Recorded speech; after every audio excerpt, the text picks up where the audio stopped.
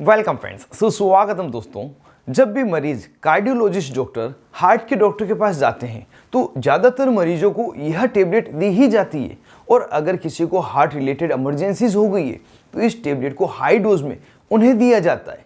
पर कन्फ्यूज़न यह रहता है, डाउट यह रहता है कि यह टेबलेट है क्या, सभी को यह दवा क्यों दी जा रही है। और इस टेबलेट में तो एस्पिरिन है, तो यह क्या दर्द की दवा है? इसके वास्तविक यूज क्या है, इसको कितने समय तक लेना है और क्या लंबे समय तक लेने पर इसके कुछ साइड इफेक्ट होते हैं? यह बातें और इसके अलावा की अन्य महत्वपूर्ण बातें मैं इस वीडियो में बताऊंगा, सभी डाउट्स क्लियर करूंगा। इसलिए वीडियो को पूरा देखें जिससे कि पूरी जानकारी आपको मिल सके। मैं हूं आपका होस्ट मोहित आदिज, आप देख रहे हैं अपना YouTube channel learn about medicine. चलिए आज में कुछ नया सीखते हैं।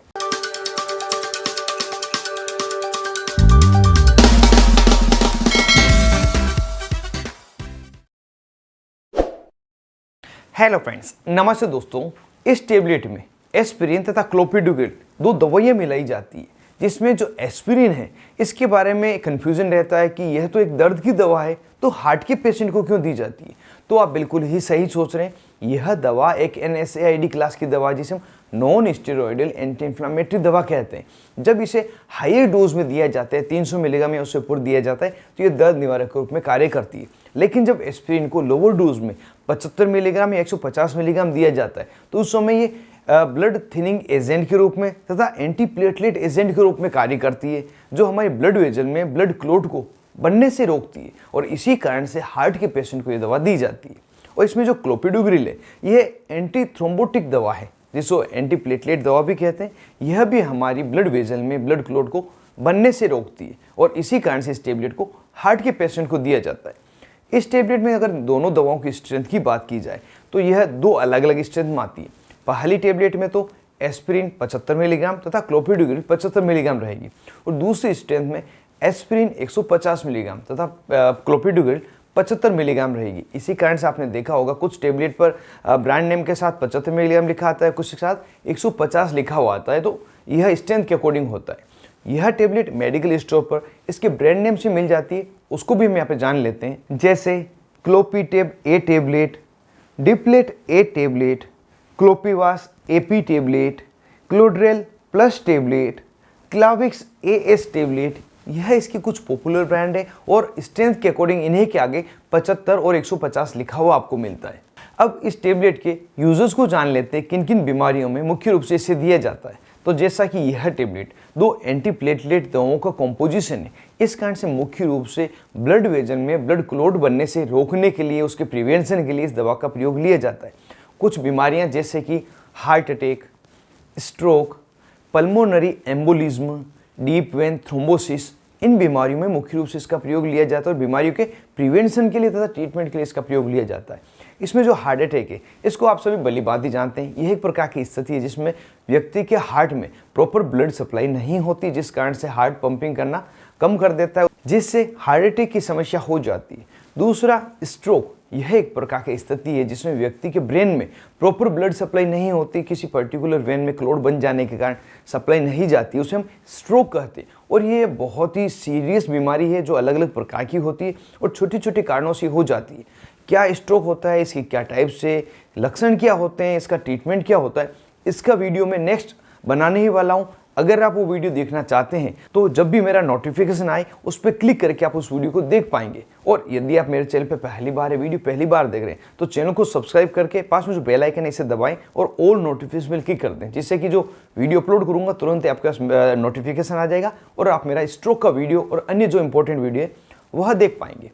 अगली बीमारी है डीप वेन थ्रोम्बोसिस। यह एक प्रकार की बीमारी जो वेन में क्लॉट जमा हो जाता है, जिस कारण से आगे ब्लड की सप्लाई नहीं होती। और लास्ट बीमारी है पल्मोनरी एम्बोलिज्म।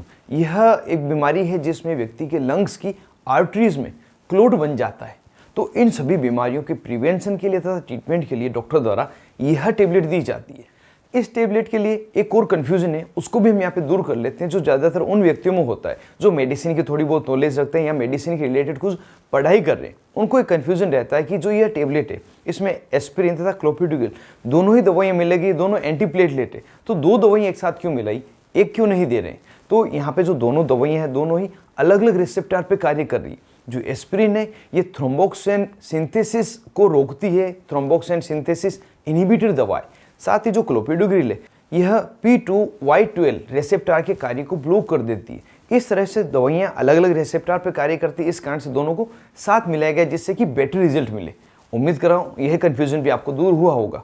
जब यह टेबलेट मरीज द्वारा ली जाती है तो उसमें कुछ साइड इफेक्ट भी दिखाई देते हैं, उसको भी हम यहाँ पे जान लेते हैं। जो कॉमन साइड इफेक्ट है उसमें व्यक्ति को पेट दर्द होना, इनडाइजेस्ट होना, अपच हो सकती है, डायरिया हो सकता है, नाक में ब्लीडिंग हो सकती है, इजी ब्रीथिंग उसको समस्या रहेगी, साथ ही कहीं पे चोट आ जाए तो खून रुकने में थोड़ा समय लग सकता है, किसी को क्लोटिंग डिसऑर्डर हो सकता है, ब्लड क्लॉट बनने में समय लग सकता है। इस तरह की कुछ समस्याएं साइड इफेक्ट में हो सकती है। यदि ये समस्याएं या इसके लिए दूसरा डिजेबल इफेक्ट मिले तो तुरंत ही आप अपने डॉक्टर से संपर्क करें जिससे कि आपको प्रॉपर ट्रीटमेंट दिया जाए।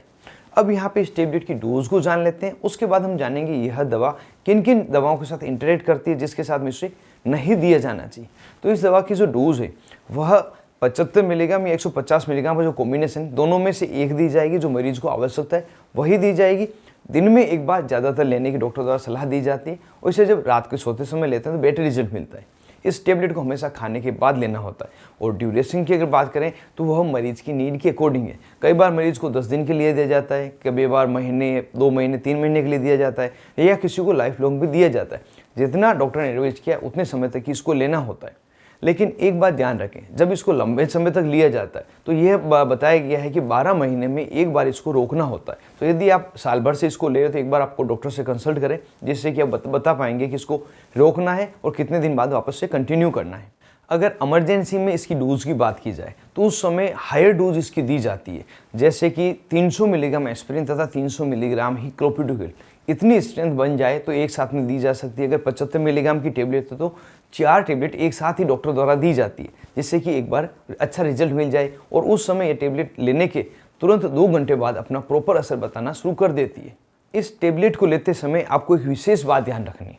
जब भी आप किसी प्रकार की सर्जरी करवाएं, वो चाहे माइनर सर्जरी हो, टीथ एक्सट्रैक्ट हो, बड़ा ऑपरेशन हो, उस समय आप अपने डॉक्टर को जोर से बताएं कि आपको यह टेबलेट चल रही है। क्योंकि अगर किसी प्रकार का कट लगाते हैं और आप डॉक्टरों को नहीं बताते ये टेबलेट चल रही है तो क्लोटिंग बनने में काफ़ी समस्या रहेगी, हो सकता है काफ़ी ज़्यादा ब्लड लॉस हो जाए। इसलिए दांत निकालते समय, कोई छोटा बड़ा स्टिचेस लगाते समय, किसी ऑपरेशन के पहले, उस समय 3 दिन पहले इस टेबलेट को लेना डॉक्टर द्वारा बंद किया जाता है। एक बार डॉक्टर को बताएं, वो अपने अकॉर्डिंग उसे बंद कर देंगे। अब वीडियो के लास्ट में जान लेते हैं इस टेबलेट को किस दवा के साथ नहीं ले सकते, क्योंकि जो हार्ट के पेशेंट होते हैं वो अन्य टेबलेट भी साथ ले रहे होते हैं, या कई डायबिटिक पेशेंट होते हैं जिनको भी ये दवा देनी होती है। तो जो दवाइयाँ हैं जो इसके साथ इंटरेक्ट कर सकती है, यहाँ पे मैं स्लाइड पे दे रहा हूँ, इसको पूरी डिटेल में नहीं बता रहा हूँ जिससे वीडियो ज़्यादा लंबा नहीं हो। अगर आप इन इंट्रोडक्शन की दवाओं को देखना चाहते हैं तो इसका स्क्रीनशॉट ले सकते हैं।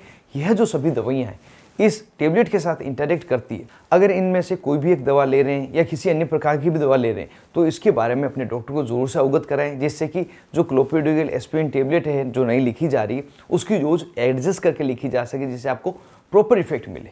तो दोस्तों यह पूरी जानकारी थी एस्पिरिन तथा क्लोपिडोग्रेल कॉम्बिनेशन की टेबलेट के बारे में, जिसकी सबसे फेमस ब्रांड है क्लोपिवास AS टेबलेट। उम्मीद करता हूँ आपको पूरी जानकारी मिली होगी और वीडियो आपको जोर से पसंद आया होगा।